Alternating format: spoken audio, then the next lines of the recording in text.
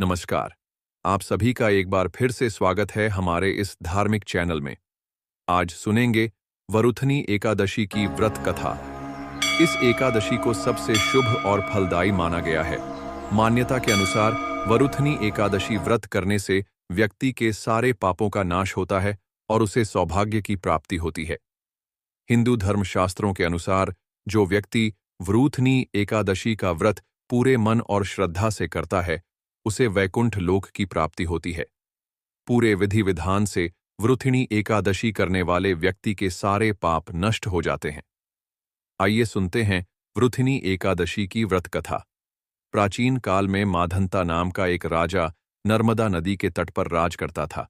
वो अत्यंत दानी और तपस्वी था। राजा हमेशा धार्मिक कार्यों और पूजा पाठ में लीन रहता था। एक बार जब राजा वन में तपस्या में लीन था, तभी न जाने किस ओर से एक जंगली भालू आया और राजा के पैर को चबाने लगा। राजा तनिक भी नहीं घबराया और अपनी तपस्या में लीन ही रहा। परंतु वो भालू राजा के पैर को चबाते हुए घसीटकर उसे ले जाने लगा। तब राजा ने तपस्या धर्म का पालन करते हुए बिना क्रोध करते हुए अपनी रक्षा के लिए भगवान विष्णु से प्रार्थना की। राजा की प्रार्थना सुनकर भगवान विष्णु वहां प्रकट हो गए और अपने चक्र से उन्होंने भालू का वध कर दिया और राजा को बचा लिया। राजा के पैर को भालू पहले ही खा चुका था। जब राजा ने अपने पैर की हालत देखी तो उसे अत्यंत पीड़ा हुई। वो अपने पैर की हालत देखकर बहुत दुखी हुआ। अपने दुखी भक्त को देखकर भगवान विष्णु ने कहा, हे वत्स, तुम शोक ना करो। तुम मथुरा जाओ और वरुथिणी एकादशी का व्रत रखकर मेरे वराह अवतार की मूर्ति की पूजा करो। व्रत के प्रभाव से तुम फिर से संपूर्ण अंगों वाले हो जाओगे। भालू के द्वारा तुम्हारे पैर का नष्ट हो जाना तुम्हारे पूर्व जन्म के दुष्कर्मों की सजा थी। भगवान विष्णु की आज्ञा को तुरंत मानकर राजा माधंता ने मथुरा जाकर पूरे श्रद्धा और लग्न से वरुथिणी एकादशी का व्रत किया। व्रत के प्रभाव से शीघ्र ही राजा पुनः संपूर्ण अंगों वाला और सुंदर हो गया। तो यह थी वरुथिणी एकादशी की व्रत कथा।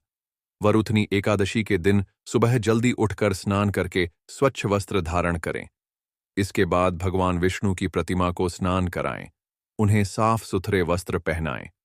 प्रतिमा को रखने वाली चौकी पर गंगा जल छिड़क कर शुद्ध करें। इसके बाद भगवान विष्णु की अक्षत, दीपक आदि 16 सामग्री से पूजा करें। भगवान विष्णु को गंध, पुष्प, तुलसी आदि अर्पित करें। व्रत के दिन भगवान विष्णु को भोग अवश्य लगाएं। रात के समय भगवान विष्णु और देवी लक्ष्मी की पूजा करें। हिंदू मान्यताओं के अनुसार पीपल के पेड़ में भगवान विष्णु का वास होता है। इसलिए वरुथिणी एकादशी के दिन पीपल के पेड़ पर जल चढ़ाना बहुत शुभ माना जाता है। वरुथिणी एकादशी के दिन भगवान विष्णु को पीले फल, पीले रंग की मिठाई का भोग लगाना भी बहुत शुभ होता है। एकादशी के दिन भगवान विष्णु के साथ मां लक्ष्मी की पूजा करने से घर में सुख, समृद्धि और धन का आगमन होता है। जो भी व्यक्ति वरुथिणी एकादशी का व्रत पूरे मन और श्रद्धा से करता है, उसे मोक्ष की प्राप्ति होती है। तो यह थी आज की कथा। आपको यह कथा कैसी लगी कमेंट करके जरूर बताएं।